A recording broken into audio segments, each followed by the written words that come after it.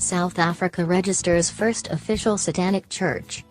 By Ellen Mabwanda, May 26, 2020. Pretoria, the first satanic church, which was launched in February this year, has now been officially registered in South Africa.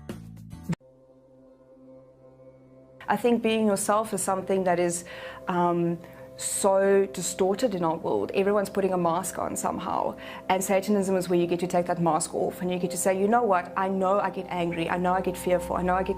Satan represents all of the so-called sins as they lead to mental, physical or emotional gratification. Firstly, wrath.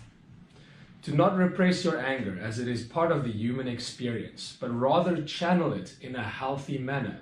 For example, a destruction ritual. Also, taking into consideration your surroundings and everyone involved. Secondly, lust.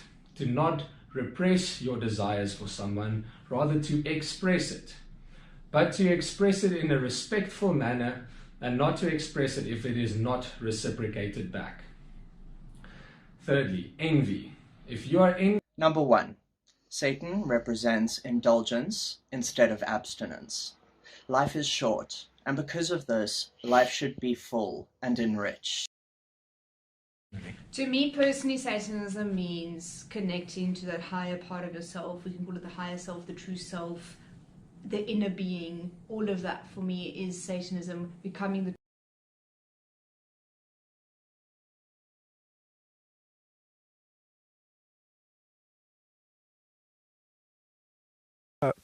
Kia Mokgetswe Sefularo was stabbed here at this secluded spot.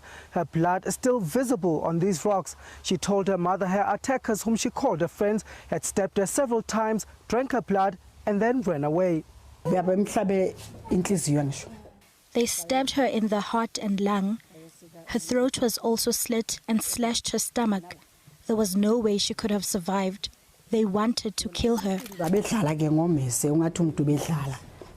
It's understood a satanic ring exists at the school, and most pupils admitted to the SABC that they knew of this group. A few spoke on condition of anonymity. The priest was preaching about Satan coming to earth during assembly today. One of the pupils fainted on the spot. A double funeral has been held for Kwaita Khatazwayo and Tandeka Mukhanetsi. The best friends were found dead last week. Police believe they were killed as part of a satanic ritual. You have to go to the grassroots to see that the kids, there's an assembly to the schools. Because now Satanism is roaming around always now from the schools now. The family, it's very sad to lose a child like Tandeka. We're looking something brighter future from that kid. 2 teenagers from George Khoza High School, the same school the girls attended, have been arrested in connection with their murders. The girls have been buried next to each other.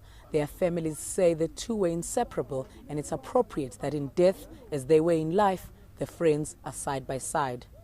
Sibongile Mkanimpolweni, Roodepoort Cemetery. No more.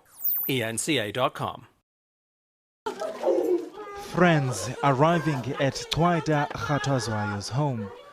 The grade 10 pupil and her friend Tandeka Mokhanetsu were found dead in this ditch. Their families last saw them alive on Tuesday morning. And now body bags bear testament to what happened to the teenagers. Friends of the deceased claim they know who's behind the deaths. They also say the girls were killed as part of a satanic ritual and are worried they may be next. There are 3 of them. It's 2 guys and a girl, and they're part of Satanism. And the teachers even know about it. This is apparently not the first Satanism-linked killing at the school this year. Another death reportedly took place last month. The girls' relatives are also convinced this was a ritual killing. The friends are here crying, telling us the story, what's happening there at school. Because Kwaita and their friend, they were supposed to join the Satanism. So I think they did join because the way they killed them. It's like a Satanism style. The Education Department says it's providing support to the school, while police have opened 2 murder cases. Now, what we found at the crime scene were we found candles, black candles at the crime scene, as well as razor blades, and that ultimately suggests that there might be some ritual murder involved.